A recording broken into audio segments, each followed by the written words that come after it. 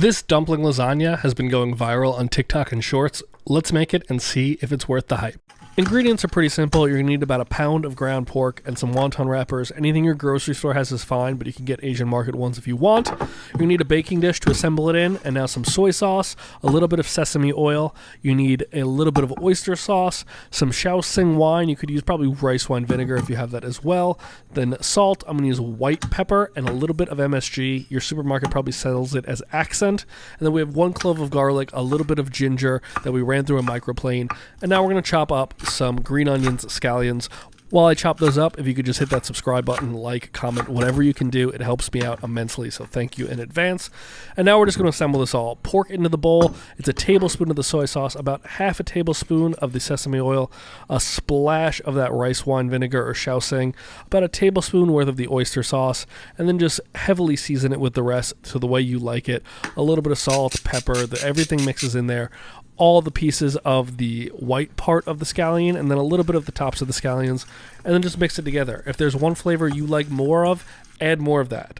Once you mix it together though, I'm going to add a little bit of cornstarch as a binder, and a lot of Asian recipes have cornstarch in them, so this will make it feel a little more texture-wise traditional. And now we're ready to start to assemble this.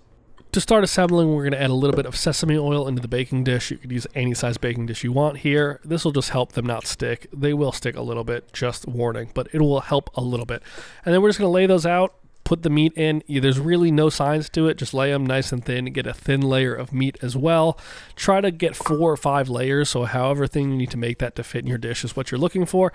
And then just repeat that process. It's not rocket science. You just put them in the water, you lay them out. Each side can have a little of overlap, that's fine, that'll help with the cutting later.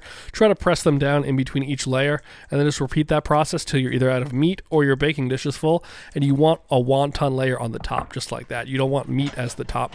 And that's it. We're going to now steam these.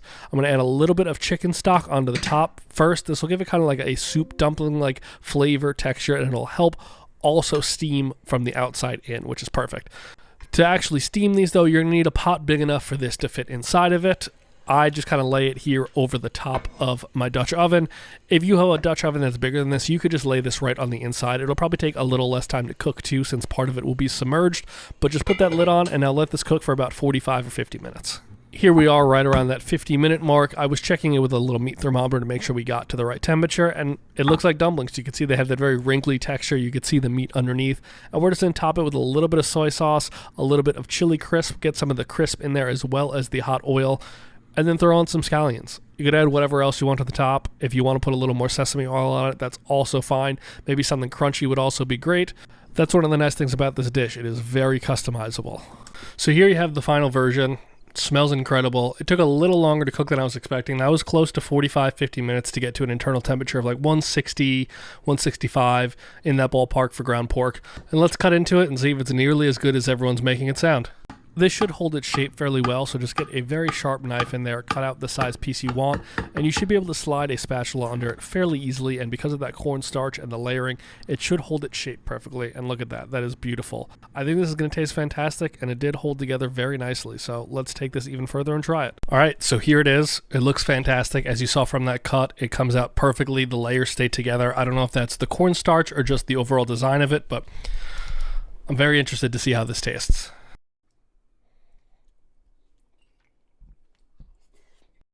Tastes like a dumpling. It's pretty good.